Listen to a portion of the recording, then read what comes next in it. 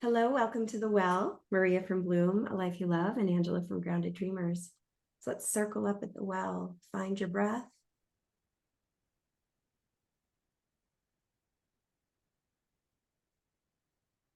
And find your feet connecting to the earth, growing roots down into the earth, centering and grounding.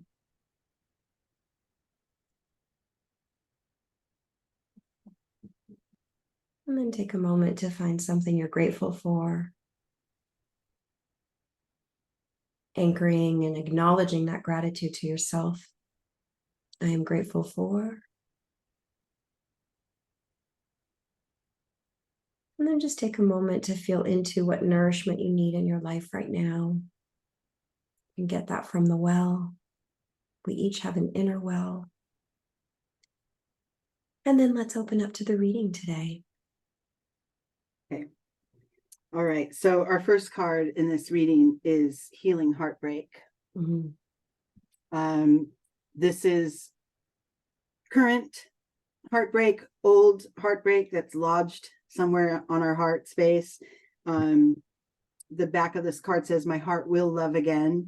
So that's, that's the intention, is to find, especially if it's toward one situation or one person, which brings me to my next card because I pulled family. Mm-hmm. So if this is somewhere in your close group, and remember, not all family is biologically related, but within your soul group or your, it could be your family and your immediate family, but also anyone that you're closer with, because, our heart can't break unless we've already loved that person, right? Their actions wouldn't break our heart if we didn't already love them. Mm-hmm. So I got family. And then the next thing I pulled is, what do you need to release? So this is for your work, right? If we, hang on, like we said, somebody did us wrong and we're hanging on to it. Mm-hmm. That's only harming us. That's only weighing us down. Mm-hmm. And it's up to us to find a way to remove it, release it, let it be in the past, let it move on. I got clinging to the past, which is the next card. And we know this card. This is her being, tied up in her little box of memories, so much so that she's not present and she doesn't see the sparkly world that's right in front of her, because there's so much hanging on to and clinging to the past of resentments and regrets, old conflict. Yes, old conflict. And from there, I pulled dissolving judgments. Mm-hmm. So, and the back of this card says, I don't have to like the actions of others in order to love my journey. Mm-hmm. This creates a separateness, not a pushing away completely of others, especially those that have harmed our heart or behaved in a way that breaks our heart.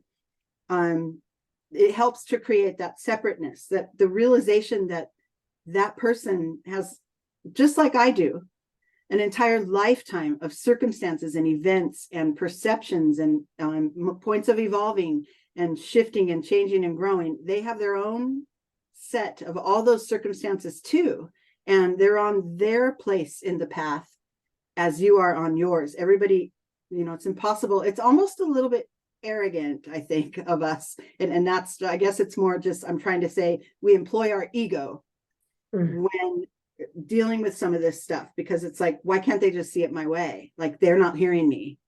But there's a little bit of lack of compassion there for the other's journey too. I understand if this is someone who's harmed you horribly, harmed you physically, created done a crime or something, that's different. But with opinions and judgments and different, actions that take place that harm you, remember that it's really not about you. It never is, right? Everyone is in their own set of circumstances. And so being able to see that and create a separateness between your experience and theirs, and just understanding that they're on their path and they're figuring it out too, that helps to dissolve some of those judgments that stick with you and that impede your own progress. Yeah. It's possible to do this even with people who have committed crimes. Like you said, with committed crimes, it's different, right? I meant a crime against you, but yes, you're right. And you're right, it is. That would take a lot of work and a lot of evolving if, if someone harmed you, like if I'm thinking of like domestic violence victims and that kind of thing. But yes, even that, yes, moving it off of your heart. Radical forgiveness, right? Yeah. That's the essence of restorative justice, essentially. Right. Yeah. And then from there, after we dissolved the judgments, or at least set an intention to be willing to dissolve the judgments, because we're not all just going to snap a finger and then it's going to be gone. Yeah.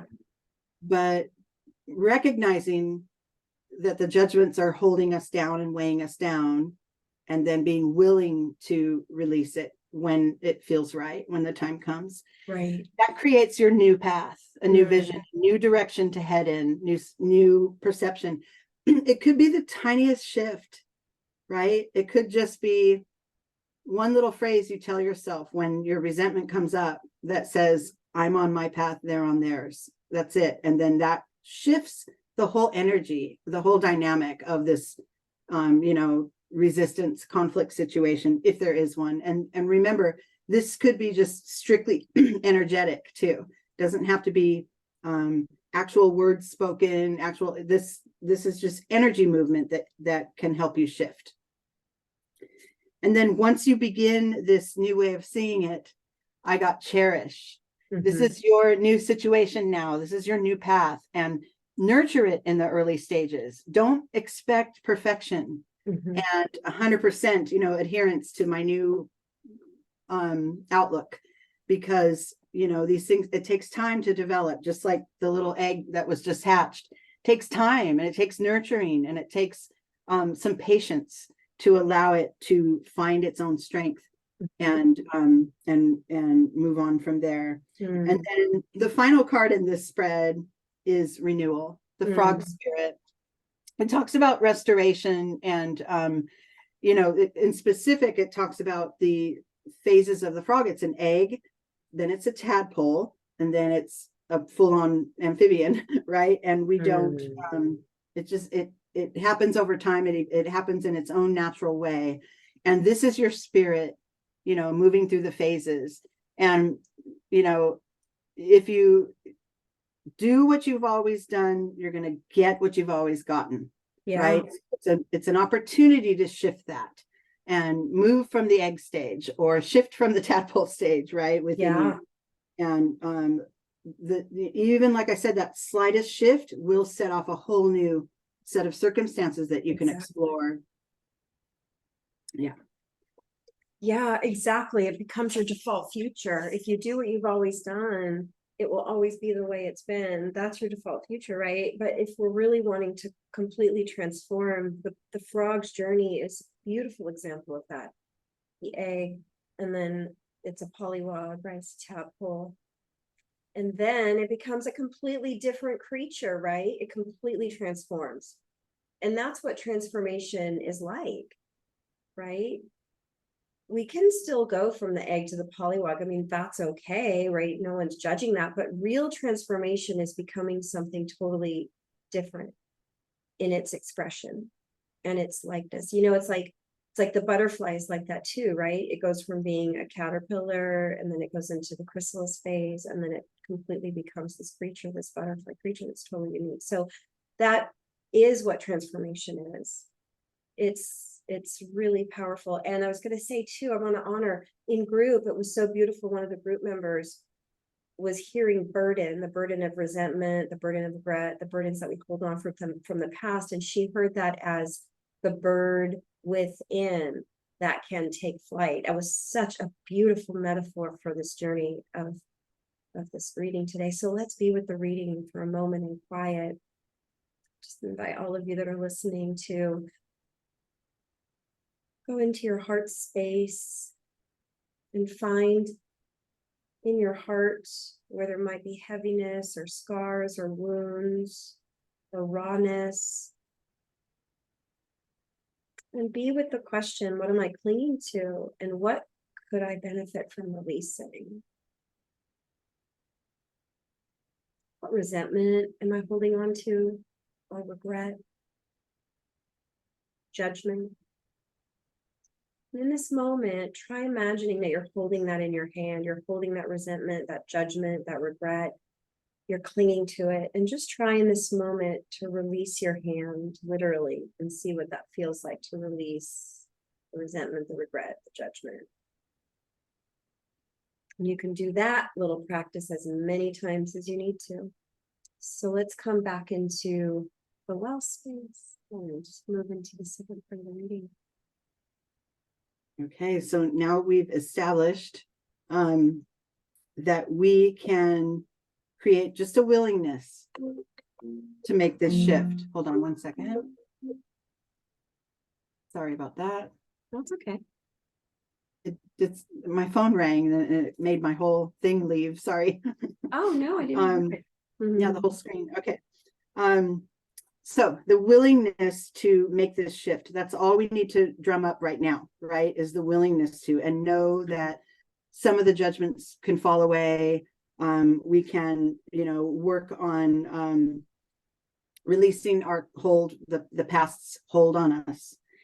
And the opening card here now is friendliness. So this is the state that we get to be in with the other, or with this situation that has burdened our heart, with more power, right? How these two oak trees stand side by side in their own power, in their own full color, pink and yellow, without really, they can be very near each other without the other taking over or encroaching on the energy of the other. Where they blend in the middle, it turns orange. There is a commonality there. There is a connection, but nothing's really going to uproot either one. Honoring your full sense of power, your full being, and honoring the other is the key. And we talked about that, I think, in one of these cards, is creating that detachment, that sort of, separation, to see that the other has their own full life and full set of circumstances. Yeah. So that's a good starting point there, friendliness. Then I pulled Wise Woman of the Grove from my Sacred Forest deck, which I love. This is the spirit of grace. Just because you're right, you could be right, but that's ego, remember, that's our judgment. Doesn't mean, okay, you can be right, but it doesn't mean that any kind of battle needs to keep going. It's a matter of just dropping that. Having enough inner nobility is what the key word is here, to move through your life with ease and the wisdom you have, and staying in touch with spirit, and just knowing it's all working out, like in the grand scheme of things, it's all working out the way it's supposed to. Even if you feel contention with another or about another situation, it's kind of like, just drop the conflict. You can be diplomatic, and you can be approach it with grace here. And this is all for you, right? This isn't like conceding to the other person. This is for you. The next card is flexibility, the willow, and bending, not breaking, yielding to whatever is, right? If there's a person that is immobile and stubborn and won't budge, all right, I'm not going to put my attention on that. I will move and shift my focus over here instead. When you can do that from your own power as a choice, it's more empowering. When it feels like I'm giving in and yielding and completely just forfeiting your power, then it doesn't feel as good. But when you say, oh yeah, we're not getting anywhere here, I will take my attention off that now and be flexible here. That is there's more there for your own evolution than you could ever get from actually resolving and being right and being acknowledged as right. There's more power in finding your own solution. It starts with acceptance. This says the cycle of life. Let it be what it is, right? We don't, I mean, who are we to think that everyone's going to agree with us 100% of the time, right? They're not living our life. We are, right? So accept how it is. If there's someone that's falling short of what you expected, don't expect that, right? We talk about that all the time. The no thingness card reminds me of this. Don't cling to that need to have this outcome. To have it should be a certain way. It should be, right. That's the Exactly right there. Because, and if you're connected to spirit more, you realize you're being guided through all of this, even this realization that, oh, wow, I'm setting this should up. And more often than not, I will set myself up for disappointment if I cling to that, right? Generally, I think it would be great if it turned out this way. And then let's let the universe take over and see where it goes, right? There's a release there of the acceptance, right? And that leads to the forgiveness card. We can't get anywhere without really talking about that burden on your heart that this situation or this idea or this person has co-created with you. And that burden on your heart is yours to contend with. That they cannot say, oh, okay, you're right, and then it releases from your heart. That's your work. And staying and clinging, like we talked about, is only keeping that burden there. There is no need for it to stay, right? Release it, forgive it, heal it. Healing, you know, and I think in the group I said, there is never not a time when we're not healed. We're always healing, always something. That's part of how we evolve. And, you know, conflict, heal, grow, you know, conflict, lesson, gift, grow, whatever that is, it's always happening on some level. Yeah. And then once we master this and get into a place of full acceptance, you know, being our own tree, then a new start is coming. Now we get to see it with new eyes. We get to experience it differently because we've shifted the experience. Yeah.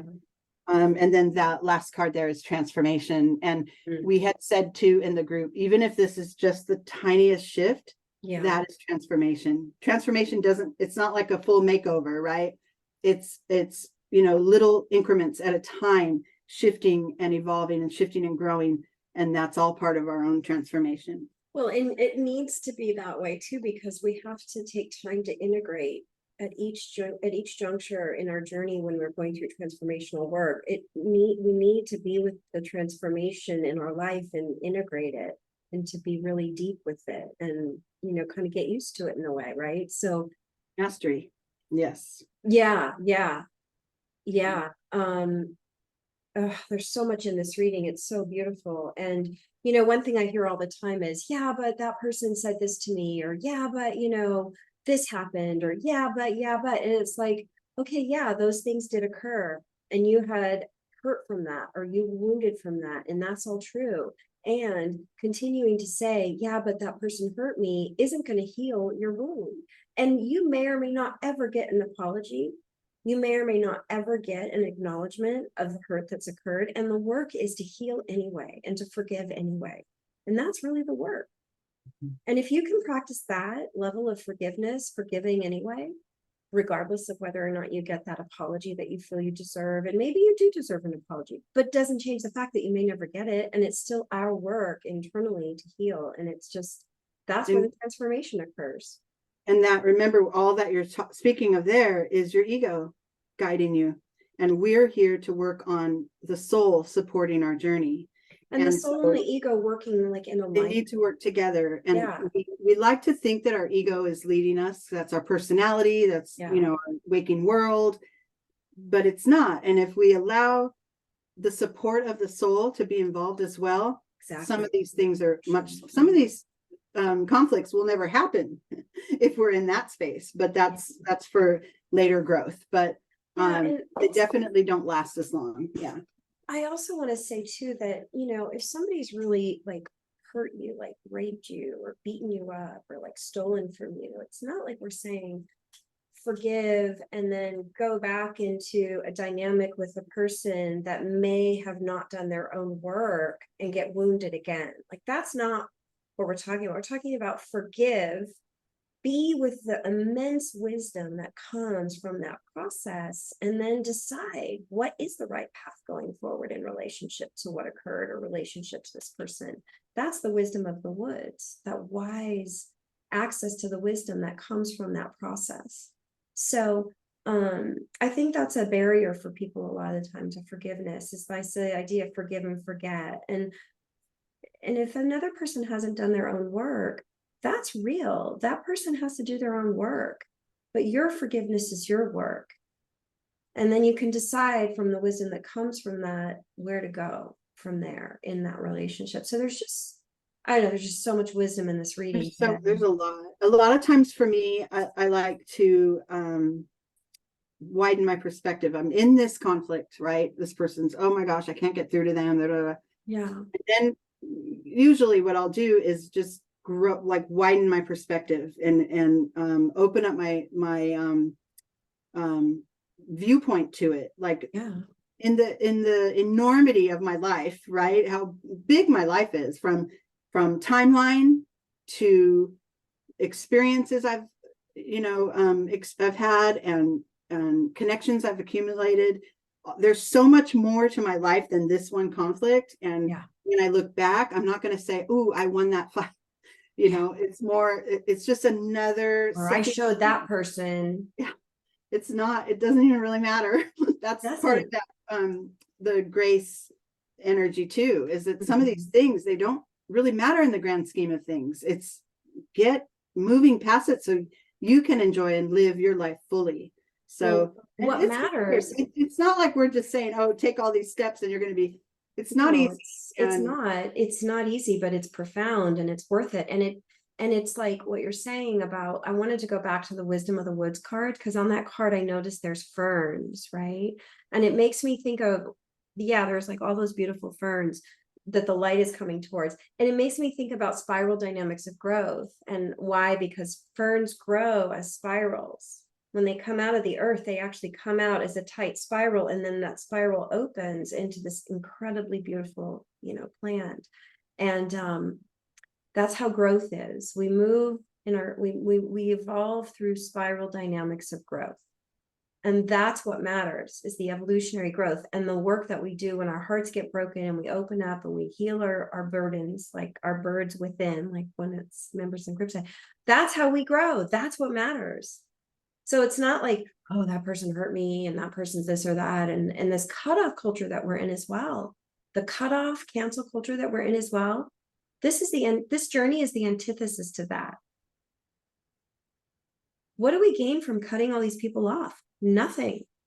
Yeah, it's like I said, there's a little arrogance in that. Like, huge it's our ego, and it's like, more than really? a little. What do we think? I know I hate to call people arrogant or call myself arrogant, but it's true. almost like, what? Like, arrogance, I don't know. Who out there is going to fulfill 100% of our expectations? Who? No one. Not even ourselves, not even spirit, in each moment, but eventually overall we see the path that spirit has guided us on, and then we get to see how fulfilled we actually are.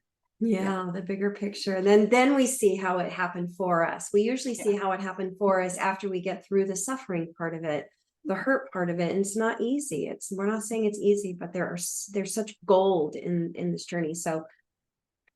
So beautiful. Let's all just pause and take in everything we've been processing and think about your journey and where you are and what your intention is for this week